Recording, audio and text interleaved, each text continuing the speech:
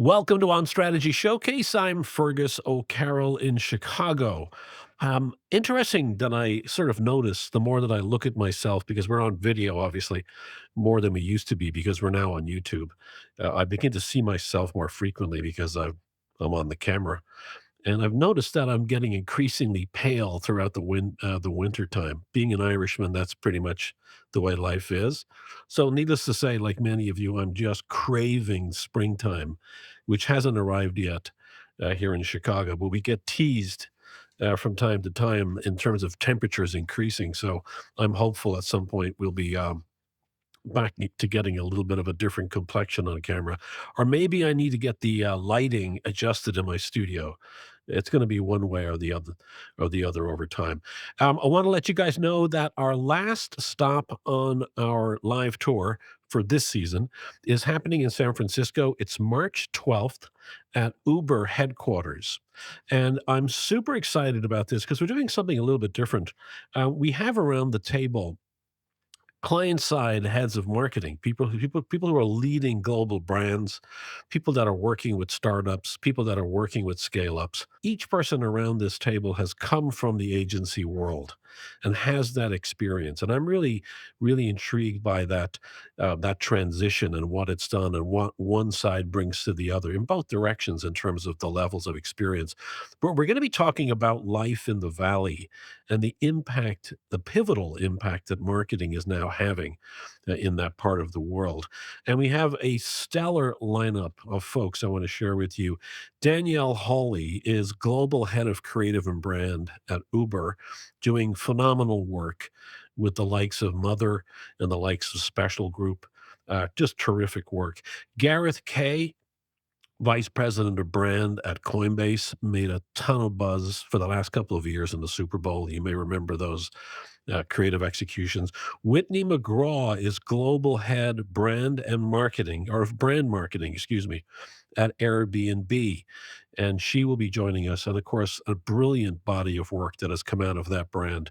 And Brian Wakabayashi is head of brand for Colab, which is inside Westcap, which is a private equity and venture capital firm in San Francisco. And he can talk to a lot of the startup culture in that part of the world. So hope you'll make it Thursday evening, March 12th at 6 p.m., Uber's headquarters in San Francisco. I want to thank the Effies, I want to thank Tracksuit, and I want to thank Ipsos for being tour supporters and sponsors this past year. We are so excited that we had a great season. We're going to start the season earlier this year.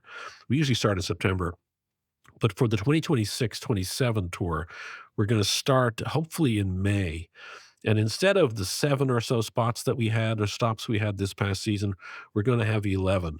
So going to some new markets and trying some new formats for the next season. So I hope to see you on the road. So back to today's episode. This is On the Spot, where planners talk about brands they've never worked on.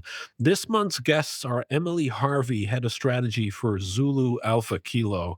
If you don't know this company, she's out of New York City as the in the Zulu Alpha Kilo office. If you don't know this brand, you should get to know them. They're a great agency doing great work. We had them in our Toronto show also. Just terrific stuff coming out of the agency. And then we have Caitlin Cody.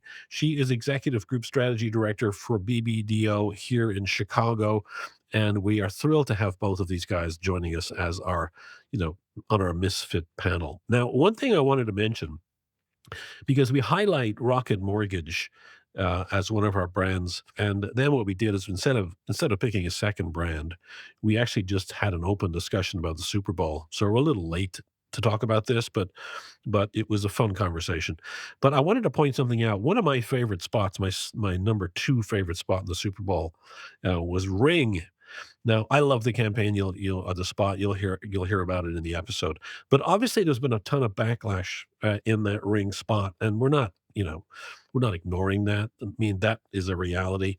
But it's interesting to talk about whether that's really a consumer issue or it's sort of an advocacy group that's trying to drum up some fear about the surveillance state. It's hard to tell, but certainly if you look at the rating that Ring got on within the System 1 Super Bowl rankings, yes, the ring spot was in the top 10, which made me the winner of this this week's or this month's episode of On the Spot. So, we'll see what happens with Ring long term. I loved that idea. I thought it was great. So, here is Emily Harvey, Caitlin Cody, Matthew Herbert, and Vanessa Chin are panelists for this month's On the Spot. Enjoy. So, welcome back this month. It is On the Spot with our band of misfits yet again together with two new people that have joined us this month. And we're thrilled to have both Caitlin and Emily along. Welcome to both of you. Big applause. Thank you. Here, we'll take the applause. Actually, we should Absolutely. have a sound effect that adds applause, but we don't. So you just have Yeah. to deal with this. It's like the clicking thing that people do all the time. That's basically what this is about. Yeah. The I kids are like And doing the maybe golf and and claps. maybe a few laughs as well when you say your yes, jokes, Fergus. Yes, a laugh yes. track. I should do a little monologue of jokes if I was actually a funny person. That would be a good thing, right? That would be that could be kind of fun for one That's person, your maybe next me. podcast. That's my next podcast. Mhm. Yes. So we are of course planners talking about work we never worked on. So it is okay for us to have opinions, and sometimes they're perfectly shaped and framed, and otherwise they're sometimes they're not. So if you say something that you regret, that's okay because this is not about perfection. We are quite happy to be misinformed, since it's not really about a client's business. There's no stakes at play here. We can actually just have fun with this. So we picked Rocket Mortgage this month as one of our brands, and then we're going to talk about Super Bowl following that. So Rocket Mortgage for me, I've always been sort of interested in Rocket Mortgage as a brand because it came out many years ago out of Detroit, and it did a lot of work for many years under a certain head of marketing, and they did some work that was interesting. They did some work, a lot of Super Bowl spots with High Dive, here in Chicago for a number of years. That included people like Tracy Morgan and others who were a part of that. But things shifted 2 years ago when Jonathan Mildenhall joined. Has a great history of brand work behind him. He got on my radar, although he had worked at Coke before this, but he got on my radar, or the work from Airbnb got on my radar, Mhm. and I was blown away by their brand film that they released back in the day, The Belong Everywhere. He spent a number of years there working on that brand, and now is at Rocket Mortgage. So, uh, and again, I think if I look personally at the connections between the Airbnb work and what he's doing for Rocket Mortgage, there is sort of a true line of belonging, and there's similar themes that bubble up within the work that he's done. But I'm curious, and let me start off with Emily. What do you think was at the heart of this work for Rocket? And then what do you think of it? Yeah. Yeah. Well, also thanks for having us, Fergus, because as planners and advertising people, talking about work we've never touched is the dream. Yeah, I mean, I think like I'm glad that I can make your dream come true. every week when I listen, it's coming true. Yeah, I mean, I think especially in the context of what you're saying just now, I think that the brief, I'd imagine it was probably around owning that higher order, like emotional equity of home. We worked at that really well. And when you look at the old stuff, which I'll say like made sense for Super Bowl then and it's like absurd and just designed to get people's attention, I can imagine that the brief now is like, how do you really build a lot more emotional connection? You mean the old work like the Jason Momoa work and the Correct. Yeah, Jason Momoa and the Tracy Morgan stuff. Can we even afford this house? I'm pretty sure we can. Pretty sure. With Rocket Mortgage, you can be certain. Not pretty sure. What's the difference? Let me show you. I'm pretty sure these aren't poisonous. Pretty sure these are parachutes. Mine has a sandwich. That's mine. Clearly just wildly entertaining, but I think the insights there just maybe weren't as potent as the rich space of home and home ownership. And I think especially given where the world is right now, around just how far out of reach that dream really feels for people. Like, I think a lot of brands are afraid to frankly just like own the biggest emotional space they can. And clearly they went for it and did an incredible job. So I think while everyone else is probably talking about interest rates and financing to really own the bigger thought and what home really means to people, really came through. Yeah, what do you think, Caitlin? What I love about this mission that they've taken on is I feel like this is the year that they tried to remind people that what you're actually buying isn't a piece of property. What you're buying is community. What you're buying is togetherness, the belonging, as you said. And that's much more potent. Yeah, one of the interesting things for me was that, and I'm always surprised and delighted when CMOs do it and teams working on these brands do it. Mhm. They claim the category benefit, Mhm. and then they work hard at communicating it in a meaningful way. Because Mhm. one of my other spots, and we'll talk about it later, that I loved was the Ring spot for the Ring security devices. That's a category benefit that they can own, and I see a lot of brands doing that these days where they might have shied away from it, and I can imagine creative directors, um, and even some chief strategy officers, when a strategist comes in and says, "Hey, here," that they're like, "Yeah, anybody could say that." That's a Mhm. very common thing said in strategy circles, Yeah. but it maybe misses the big opportunity, which is, "Yeah, well, nobody's saying that." Well, yeah, and, Emily, it's like I don't know if you ever experienced that, but I have. It's like, well, everybody could say that. Well, shit, yeah, but nobody's saying it well, and I think Rocket says it Totally. really well. Yeah, there's no worse comment a strategist can give in a creative review that or a client could give. It's like that's not ownable. Yeah, It yeah. idea, sport, and potential.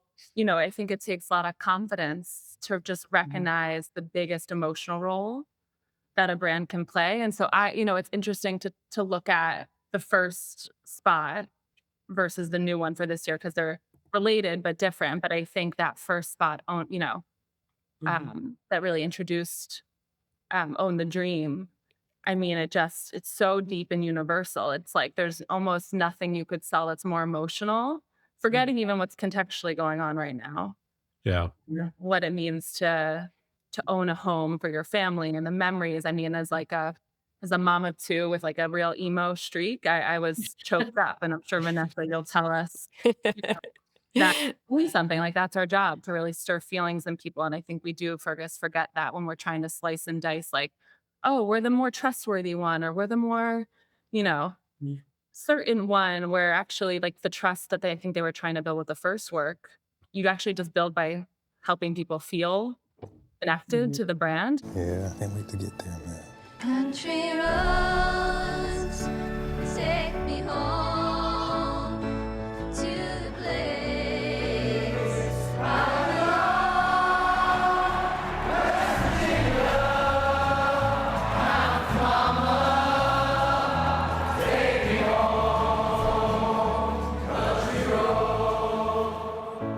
take me home, country roads.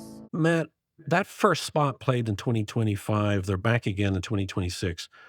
Do you have anything that shows how the brand has shifted? Because things I've read it's been pretty significant in terms of, definitely awareness, but also things like consideration. That's right. I mean, we've been tracking Rocket in the mortgage category for the last year and a bit, and looking at year over year. I'll keep this incredibly simple. Rocket has seen significant increases right through the funnel. Their unaided awareness is up 9 percentage points, consideration up 4 percentage points, preference up, claim usage up, and so the culmination year on year. And I think the trend and the way this is going under the guidance of Jonathan and the emotional aspect and the impact on brand health, it's phenomenal, and in a category where the competition are not seeing that movement. And so they are outperforming the category and the competitor sets when it comes to brand health. Big challenge for them ongoing is trust, right? Trust, they're performing all right, but trust is the biggest driver of conversion. And so the emotional aspects, the feel good, the emotion aspects, plus can I trust this? Does it have the right, products and experience and actually help me with the financial aspect? I think that's something to keep an eye on as well. So two things to follow up on that. Number one, is that a category issue or a Rocket issue? And then secondly, when you say it's up a certain amount of points, from what to what? Because that number feels low to me, the Yeah, I increase. mean, if we have a look at unaided awareness has gone up from halfway through last year to where we are now, up from 16% to 25%. Okay. And So that's so pretty That's significant. significant. A Yeah. that's lot. a that's That's a a That's a significant hard percent. level to move. Yeah. that's one of the hardest to move. That's that top of mind awareness when you're thinking of brands and companies in the mortgage space. 25% And of it's people are unaided. I mean, that's what's incredible yeah, about that. Mhm. that's right. That's We right. saw So fluency increase significantly year on year between the two Super Bowl spots. So last year was out of 100, it was a 64. Now, granted, they had really light touch branding at the end, and this year it was 80, which I thought was wow. pretty significant considering it was co-branded between Yes. Rocket and Redfin. One of the things that was all again, to the obvious conversation we had earlier, they've really moved away from this idea of it being about a mortgage to it being about a home. And Yep. the category plays in that world of mortgage. It's sort of product oriented. It's about sort of speed, rate, Mhm. convenience, and and of course you're dealing. Mortgage companies are dealing up. They're up against major banks also in that space. But again, it was that stating and focusing on the obvious. It's the same idea of focusing on product versus focusing on brand. It's not about the mortgage. It's about sort of the home. It's Mhm. about all of the beautiful, rich aspects that come from that territory of home, Caitlin. Yeah, I think honestly, I think that's a shift they've made overall, but also even in the last 2 years, I think they've continued to shift that further. Last year with the idea of American dream, I would say the American dream in this context is the home. It's the thing you have, the pride of ownership, all of that. And then this year they got into neighbors and this idea of community and belonging and sort of, we've taken it from 5 years ago being about, more rational benefits like personalization and certainty to home, to community and neighborhood.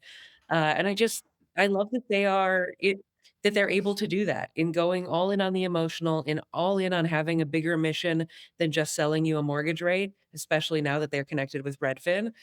I Yeah. think that opens their storytelling opportunities. We did test last year's Super Bowl and then this year's Super Bowl, and the scores from a star rating are at the good level. So their last year was 3.6, and this year is 3.3. But the fluency significantly went up from 64 to 80. One thing that I loved seeing is going from more of a montage approach to actually like telling one really strong story, and we know overall that that can really help. I think Mm. the one watch out is because we talk about home, that is so emotionally charged at this point that it's actually finding the viewer hard to get over the sadness. And so they really need to turn the corner to Mm. make that pivot to feeling a little bit more happy, a little bit more hopeful about the brand, and not just sitting in that sadness. Well, your sense is that they're coming away with the sense that it's the downside of the message? It's so emotionally charged that they actually can't recover from it. Who Oh. are these people? Jesus Christ. So let's talk about the this current spot. So the switches to your point, I think Caitlin or Emily brought it up. It's a switch to neighborhood and the importance of neighborhood. I mean, some of the little scenes in this year's spot, particularly the one where the family move in and then he's completely dismissed by that neighbor who gives him sort of an F you look when he greets him. That's a pretty powerful moment to include. Why do you think they included that? Because it's not like, oh, I don't know my neighbor, so I'll smile and quickly. I mean, it was like a fuck you sort of glance from the neighbor next door to his Hispanic neighbor moving in next door. Yeah, I mean, they're obviously, doesn't take a detective to figure out what they're implying, I guess, in terms of the moment we're in and all the horrific things going on. I think that broadly there is a sense. I was just talking to a friend in my neighborhood this morning that like community is even just sort of falling by the wayside at large. I think like I think one, and maybe I'm the only one in the group, and I think, yeah, Fergus, you want a healthy discussion. Like, I think because there was so much implied and so many themes that like were being danced and walked, that, and there's part of me that wish they would have like went for it a little more. I just went back and looked at the second by second face trace, and that scene is exactly where fear comes in. Mhm. Really? So in That scene with the terms of neighbor? Mhm. Interesting. Well, Yeah, they went how do you from interpret sadness fear? to fear. How do you interpret what do you think fear means in terms of how it's been interpreted by you guys? Fear of other? Yeah, you know what? I don't have the verbatims on this one, so I can't say for certain. But in terms of the storytelling and that cold neighbor look, the question was, where is this story going to go? Who's going to get hurt? That Um, was honestly, my fear was not the fear of other, but I had that moment when that scene came up, my reaction was like, "Ooh," Yeah. because, yeah, honestly, I was afraid of where they were going to take this story. I know, Emily wants to go all in on that. I was feeling like they were dancing around it, but they say it pretty I mean, even the name of the spot, America needs neighbors like you. It's not just about, like, the world needs neighbors like you, or just, it's good to be a neighbor. It's a point in time and about our country, and I feel like just the look gets that, and so my fear was that they would go all the way in and try to make they're already taking one huge societal stand for home, for community. I was worried that they would go all in on, "And America is in trouble right now, and we, Rocket Mortgage, can fix it." So I'm glad they didn't. I thought they were gonna round that story out when I saw the guy come out with a chainsaw. I was like, "Yeah, go get that motherfucker." But no, he was That's a gonna help different his neighbor spot. and cut the tree. So that was how I would have reacted at least. Big storm coming in. I have always wanted to have a neighbor just like Where are you? I've Frankie? always wanted to live in a neighborhood with you. So let's make the most of this Thank you beautiful so day. much. Since we're together, we might as well say, would you be mine? Would you be mine? Won't you be my neighbor? Thank you so much. Please, won't you be my neighbor? So let's turn the corner and let's talk about Super Bowl. So we thought since we're on here talking Rocket and we'd be touching on so many of these things related to Super Bowl that we might as well stick on Super Bowl. So I've asked everybody here to kind of share their favorite spot and why.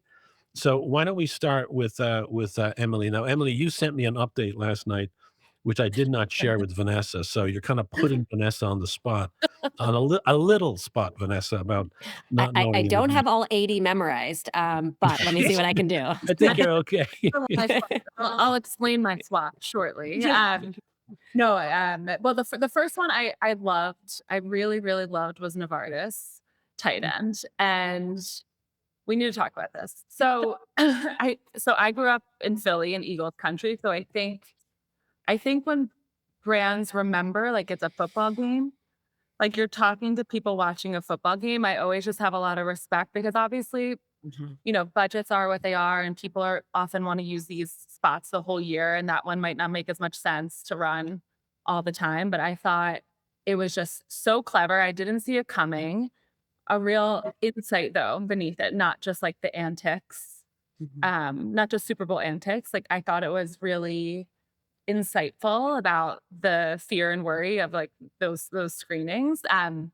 So yeah, it stopped me in my track. And I think they knew who they were talking to, which was guys, and not to generalize. Sorry, Matt and Fergus, but like guy humor, like let's like they crushed it. It's pretty monkey brain. And so for the listener who hasn't seen that spot, what they're talking about is your prostate exam test no longer requires your doctor to insert something into your butt. You can now be done with just a drop of blood through a blood test. So they were playing off that excitement or that nervousness or natural reaction when a guy hears about anything that the doctor wants to do, which is the tie to the tight end. Have you ever, in your life, seen tight ends this relaxed? I am so relaxed. They're carefree, calm, serene. You know what these tight ends are so relaxed about? Prostate cancer screenings. They've learned there's a simple, finger-free blood test. Roughly 1 in 8 men would be diagnosed with prostate cancer, and I was one of them. I'm here today because I caught it early. Gronk, what'd I teach you? Relax your tight end. Prostate cancer screening starts with a simple blood test.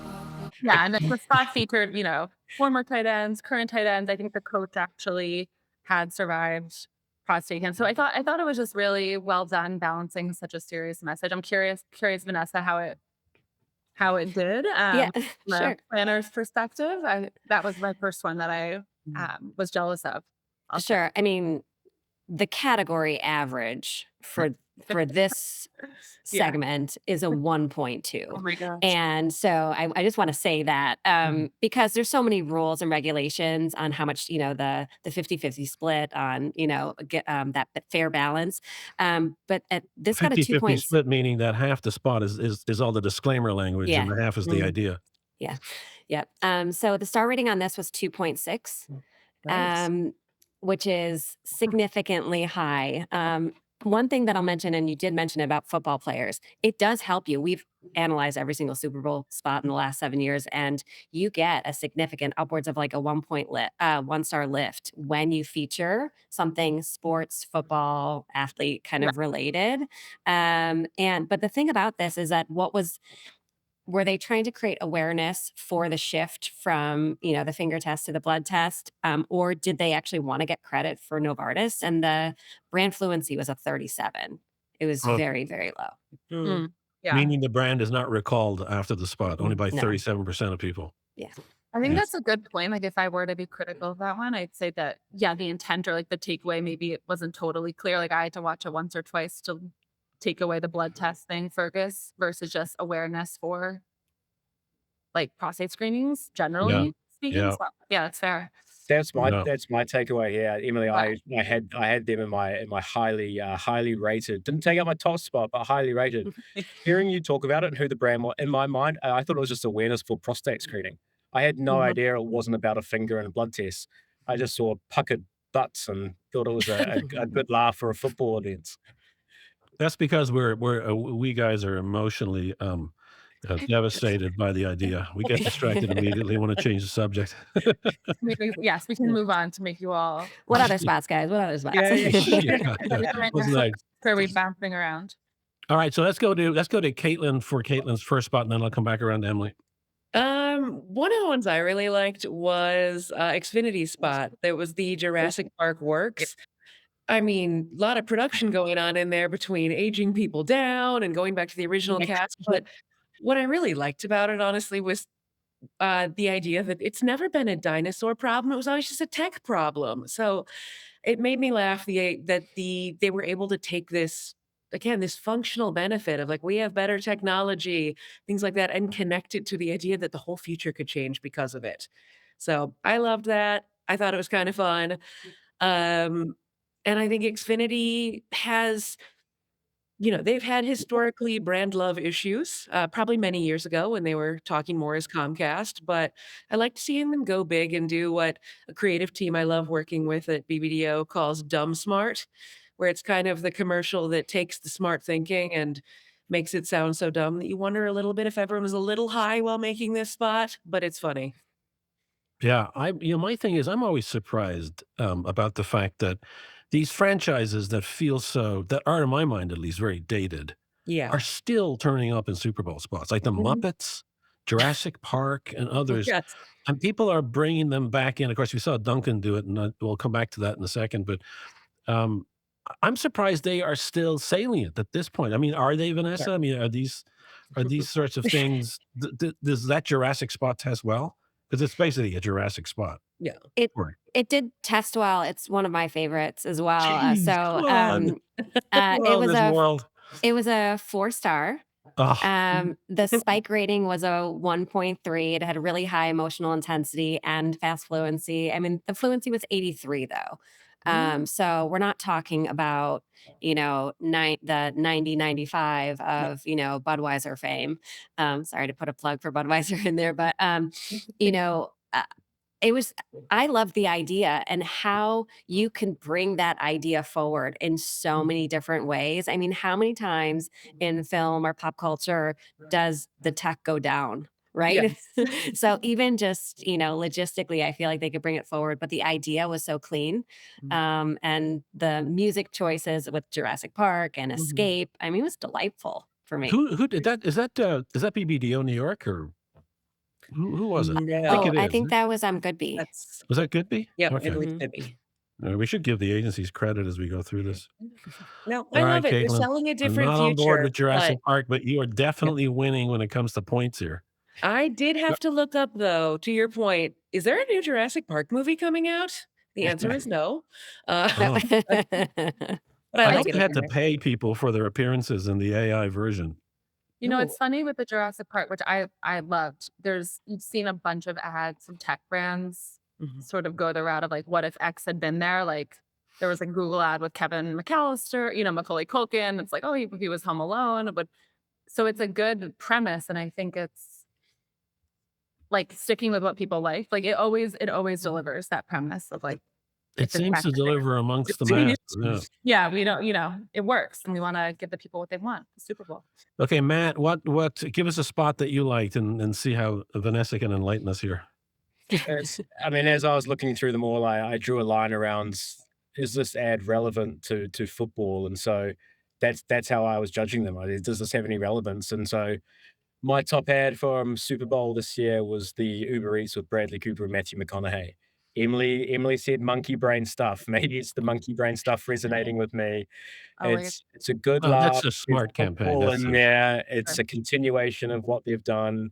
I think I compared the Uber Eats to the Grubhub work. It's like Mhm. Uber Eats was far, to me, far more spot on and relevant to the Super Bowl. And so Uber Eats takes it out for me. When a quarterback runs, they call it a scramble. You on a morning scramble, Bradley? Don't you have somewhere else to be? Think about it. Field goal post, designed after a fork. That can't be true. Football's not selling food.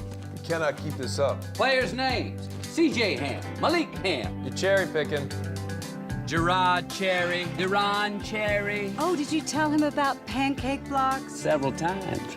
Yeah, I love that work, and they're year-round that way. I mean, and they're doing a fantastic job of continuing to build that brand, and that's one of the things we talked about in a conversation earlier this week in a different show, is the idea that Super Bowl just can't be about a Super Bowl spot. For example, if you're gonna do Jurassic Park, be Jurassic Park throughout the year, and Uber Eats is doing that. They have a consistent theme throughout everything, and I think they do and so the Super Bowl is a spike in the year. Maybe it's a way to launch another phase of a campaign, but it's not a single initiative that lives for 30 minutes or 3 days and then just fades off into non-existence. So Uber Eats has been a really solid performer in terms of like who's won the football season. They are up there, and it's unbelievable what they're able to do. They're very consistently in the 3-star range. And the fluency is pretty high at this point. Let me see. It is 90. So they're getting recognition for this campaign idea. Something that's coming through on this particular spot, so they got a 3.3, is there are some negative emotions tied to Matthew and Bradley fighting with one another the entire time. I know, and Come on, come on, I, come on. People are overthinking, I overtalking. know, and they just don't They're stop. They looking just for don't things. stop fighting to the end. But for me, when it's like it's a juicer, that's like one of my favorite lines for the Super Bowl. That was writing. unbelievable. All right. All right, Vanessa, you don't get away with it by not actually saying which is your favorite. One of your Oh, favorites. Cool. sure. Well, Are you allowed to do Xfin that as a member of System? Are you allowed to have a personal oh, preference? yeah, I mean, I think so, but I mean, the problem is that Caitlin took it. It was Ah. Xfinity. Oh, you Xfinity. got Yeah, Xfinity that too. that was my favorite. But I do have to give a special shout out to the Manscaped team Mhm. because the idea of how they articulated how they got to this campaign. I mean, other than it, like the little furry guys were delightful and the music was really fun and I love the song, but the strategy about how much care you put into your hair, you love it, you spend a lot of money on it, and then the second it leaves your body, it's the grossest thing, that you've ever seen. And I just think that that has a lot of legs, and I'm really excited to see where it goes. Yep. Yep. Okay. So my first one was Rocket. That was mine. So I'll skip to my second one before we go back around. My second one was Ring. And it's and just like I mentioned earlier for Rocket, I love the idea that it's a category benefit. I'm not a big fan of necessarily how it was executed, but it opens up such huge creative territory for that brand to own a specific feature that really any camera could own if it has a larger network in your neighborhood or in your whatever your village or whatever. But I really liked that because it was very clear what the benefit was of that spot, and they weren't afraid to talk about it. And it's also a whole new way of thinking about security that I think nobody else has played with. So I'm really excited about the simplicity of that. I'm also excited about where they take it. They need to work on production values and how to execute that in a little more of a polished way. But I loved it. I thought it was really good, really strong, simple, very memorable. Fergus, I don't know if you're gonna like this or not like this, but I know I'm not gonna like this. it's in our top 10. Yeah, Oh, you picked out of all of us the highest the highest scoring. So it had a 4.5 star rating. wow. The spike was 1.41, so totally off the charts. And the fluency was an 88. And that's so the average for Super Bowl fluency is going down year on year, and it's at 78 at this point.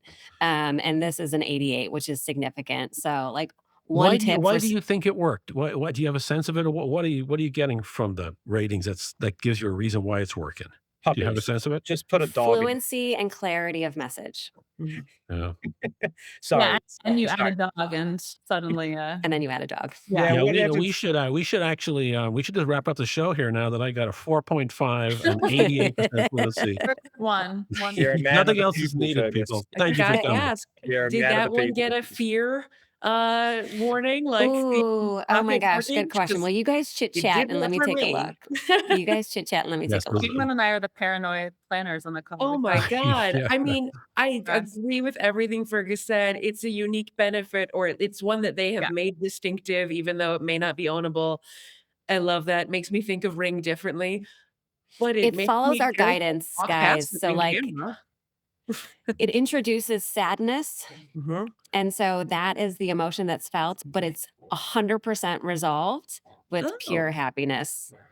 Oh. Ah. So yeah, that's the special sauce is that, Yeah, the right. worst emotion is neutrality, Mhm.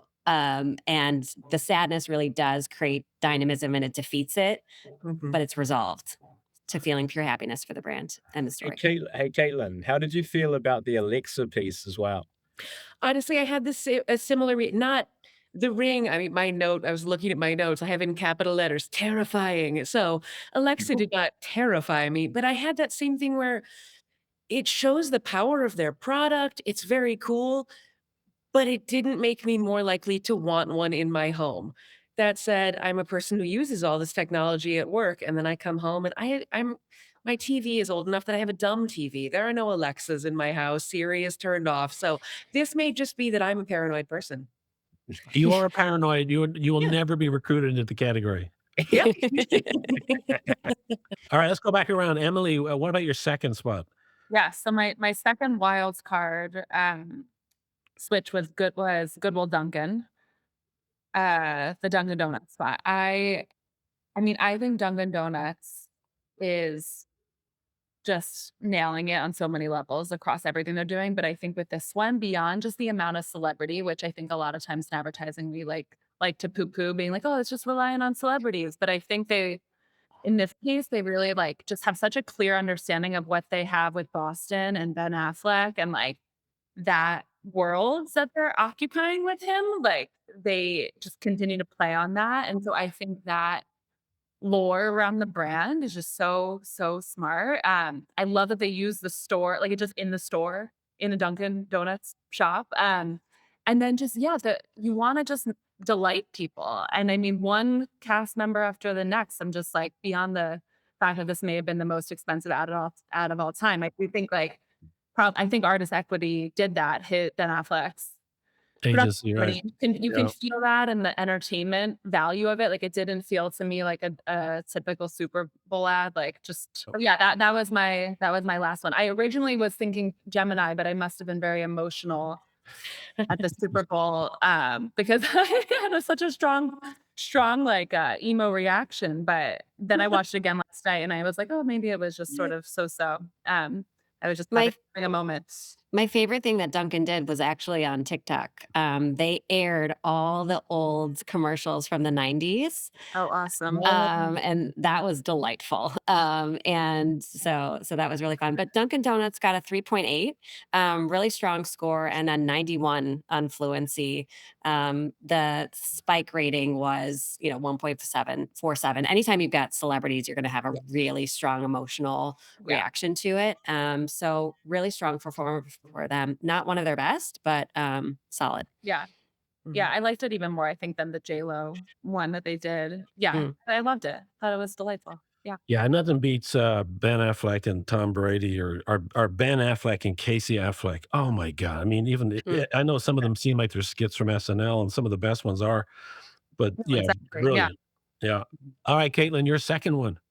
My second one was Uber Eats. I agree with Matt. I love the hungry for the truth. I think to Emily's earlier point, it connects really well to the moment being it's football. So it's just giving that standard Uber, what do they do? Why do they do it? But putting it right in this moment. And honestly, it just made me laugh, like the absurdity of all of the conspiracy theories.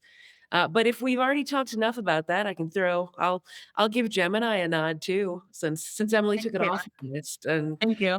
yeah, that one, Gemini was another one for me where, will I remember it for the rest of my life? Is it the best Super Bowl commercial ever? No. But what I did like about it was that in a year where I think we saw a lot of AI focus in the Super Bowl and a sort of, this is the year where they're trying to, all of these different companies seem to be legitimizing themselves through big game spending.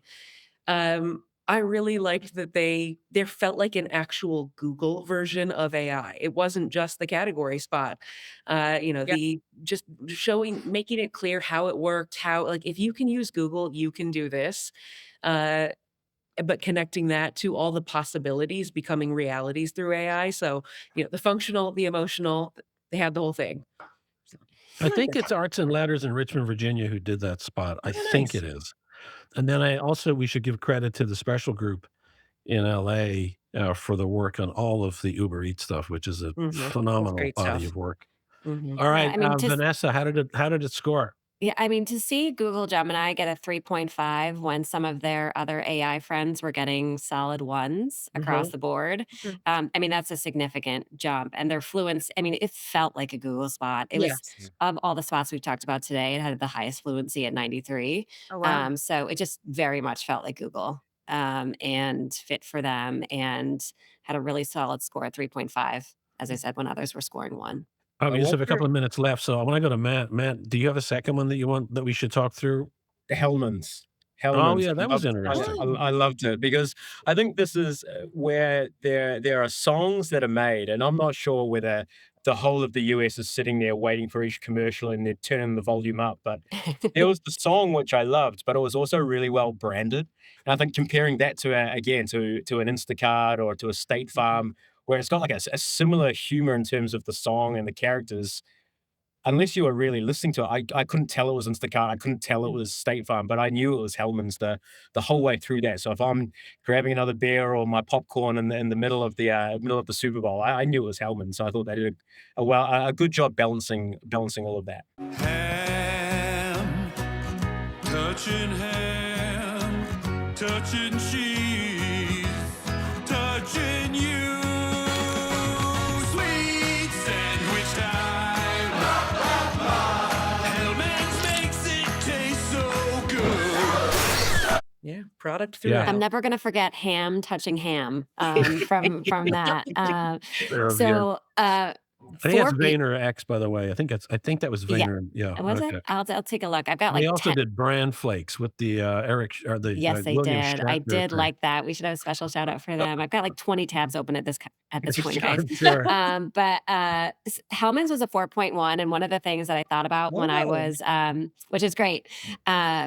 Some people don't like mayonnaise, and the fact that they're squirting mayonnaise through it, I don't know if you recall that. Yeah. It created a decent amount of disgust for some, but really, really solid score. Category rejectors. Yeah, the branding was about 80. But I think that Hellmann's have different brand names in different parts of region. There's some regionality that comes into play with mayonnaise. So something to think about, which may be dampening the score a little bit. But if you know So Hellmann's, you knew it was for Hellmann's. so what, so forget about our choices then as we wrap up here, Vanessa.